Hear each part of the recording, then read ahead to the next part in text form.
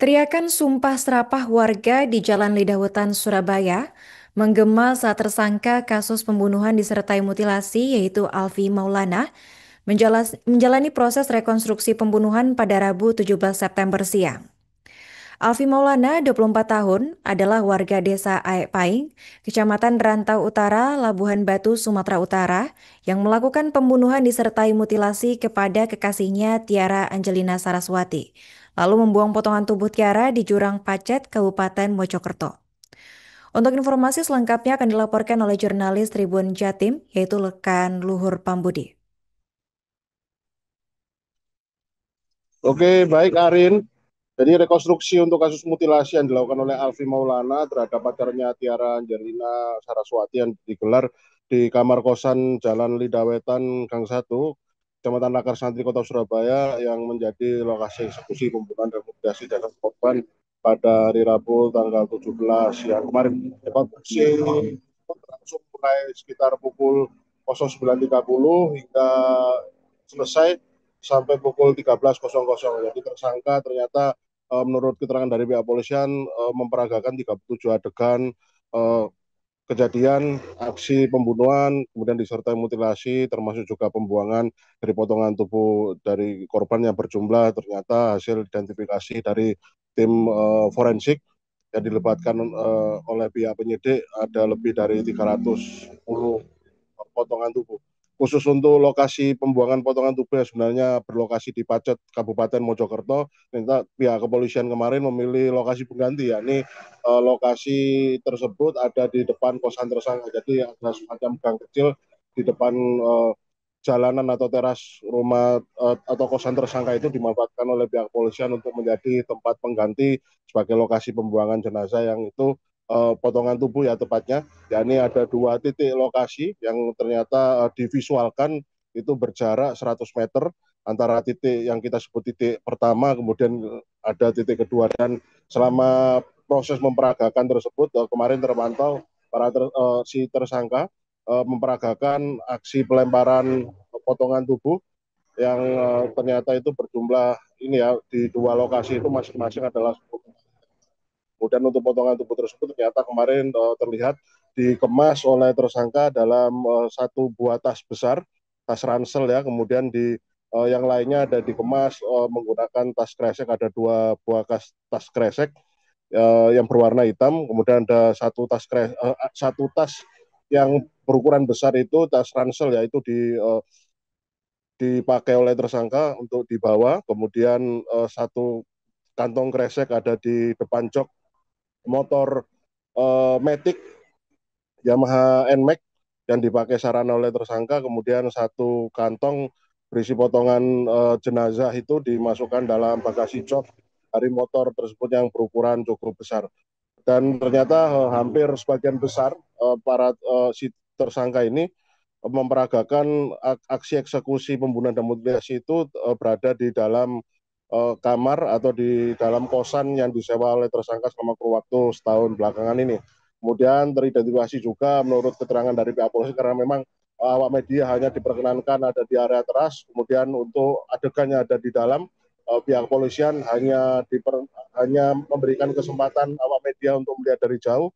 Kemudian pihak polisian akhirnya semacam memberikan penjelasan terkait adegan-adegan yang ada di dalam kosan, dan ternyata teridentifikasi kalau si tersangka ini mengeksekusi korban di lantai 2 untuk pertama kali dengan cara menusuk bagian leher sisi kanan dari korban hingga langsung terkapar hanya satu tusukan. Kemudian ketika terkapar bersimbah darah, si tubuh dari korban itu yang tidak berdaya atau sudah mungkin dinyatakan meninggal dunia itu langsung diseret oleh tersangka ke lantai bawah di kamar kosan itu untuk dibawa ke kamar mandi, dan di dalam kamar mandi tersebut di sanalah si tersangka melakukan aksi mutilasi tersebut. Dan ternyata didapati temuan juga bahwasanya proses mutilasi itu hanya membutuhkan waktu selama 2 jam non-stop yang dilakukan oleh tersangka. Jadi tersangka itu mohon maaf melakukan upaya pemotongan beberapa bagian tubuh hingga berjumlah ratusan potong itu dilakukan selama kurun waktu 2 jam di dalam kamar mandi. Kemudian kemarin juga kita sempat menanyakan bagaimana si tersangka itu begitu terampil memotong-motong bagian tubuh dari korban, dan ternyata memang teridentifikasi juga temuan informasi kalau si tersangka ini memiliki kemampuan memotong atau sebagai jagal hewan sebelumnya di tempat kelahirannya. Kemudian selain memotong ya, ternyata tersangka ini juga menyayat beberapa bagian tubuh, terutama kita bisa sebutkan adalah bagian tubuh atas dari korban, kemudian disayat-sayat, dan beberapa bagian tubuhnya yang paling krusial ya, ini bagian kepala itu ada beberapa komponen potongan tubuh yang disimpan oleh si tersangka, sengaja disimpan oleh tersangka di dalam sebuah laci yang letaknya ada di kamar lantai 2 kosan tersebut. Kemudian sisa potongan tubuh, yakni anggota tubuh bagian tengah hingga ke bawah, oleh tersangka dipotong-potong kembali, kemudian dimasukkan ke dalam satu tas merah tersebut yang tadi kami sudah ceritakan bagaimana proses pembuangannya. Kemudian dua kantong plastik besar. Nah, nanti kemudian dibawa oleh tersangka menggunakan kendaraan bermotor, yakni motor metik ya, warna putih. Kemarin visualnya kita bisa lihat di rekonstruksi tersebut. Kemudian dibawa ke area Jurang Mojokerto untuk dibuang secara bertahap ya, di dua titik yang hanya berjarak 100 meter. Kemudian hasil dari rekonstruksi adegan yang berjumlah 37 adegan tersebut, ternyata memang pihak kepolisian benar-benar memastikan kalau tersangka ini beraksi membunuh hingga memutilasi korban ini hanya bertindak seorang diri tanpa bantuan orang lain ataupun tanpa bantuan atau upaya rekayasa dari tersangka ini untuk menyuruh atau menjebak orang lain untuk membantu aksi atau modus operandi dari tindak pidana yang dilakukannya. Kemudian mengenai motif, ternyata kemarin Kasat Reskrim Polres Mojokerto AKP Fauzi Pratama menceritakan ternyata memang karena hubungan dari keduanya ini, pelaku dan korban ini, tersangka atau korban ini memang sudah memburuk ya, karena tersangka ini merasa tertekan dengan adanya klaim bahwasanya si korban ini menuntut ekonomi yang berlebih terhadap si tersangka, sehingga membuat hubungan mereka cukup kerap kali memanas. Kemudian puncaknya adalah ketika tersangka pada hari atau malam penghabisan itu pada hari Minggu tanggal 31 Agustus 2025 sekitar pukul 00 itu si tersangka ini pulang dari menjemput adiknya dari Bandara Juanda untuk dibawa ke kosan di adiknya, jadi diantarkan ke kosan adiknya sendiri. Kemudian si tersangka pulang sampai ke kamar kosan itu, ternyata tersangka mengaku kesulitan. Kemarin juga kita melihat bagaimana proses si tersangka kesulitan masuk ke dalam kamar kosan karena memang kamar kosan tersebut dikunci oleh korban dari dalam, dan si tersangka terpantau juga kemarin hasil adegannya adalah menunggu hampir selama 1 jam di depan kosan, dan si tersangka sebenarnya sudah berusaha untuk berkomunikasi pada korban melalui ponsel, sambungan WA, telepon ataupun pesan singkat, ternyata memang tidak direspon. Dan terpantau juga kemarin di adegan rekonstruksi bahwasanya rentetan adegan tersebut, yakni adegan datang ke kosan kemudian dikunci dari luar, itu terpantau ada pada adegan ke-1, kemudian adegan kedua A, kemudian adegan kedua B, adegan kedua C, serta adegan ketiga. Dan adegan itu dimulai saat memang si tersangka ini baru pulang menjemput adiknya itu, dan selama menunggu di situ, singkat cerita memang akhirnya muncul rasa marah, emosi dari tersangka ini untuk mulai berpikir akan menghabisi nyawa korban.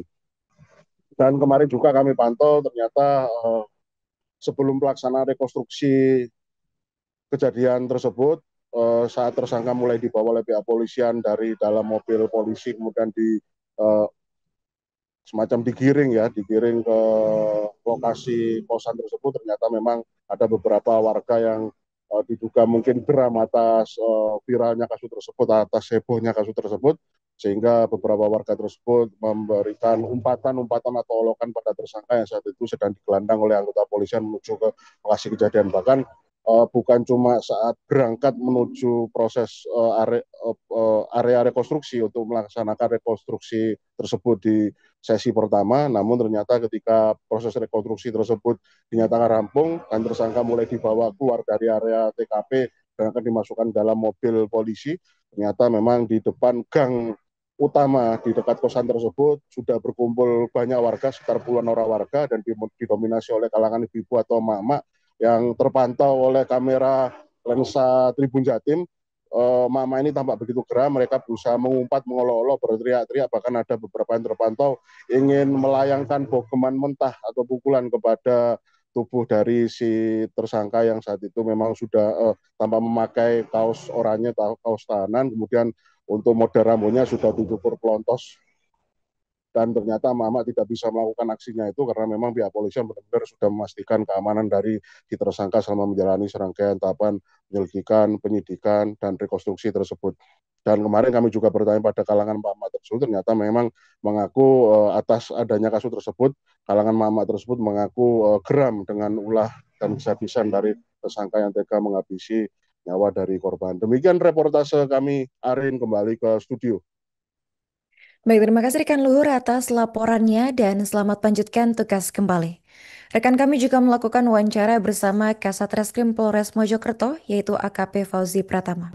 Kami dari Satreskrim Polres Mojokerto telah melaksanakan rekonstruksi langsung di TKP kejadian dengan merangkaikan kejadian yang dulu dilakukan oleh pelaku tersangka AF.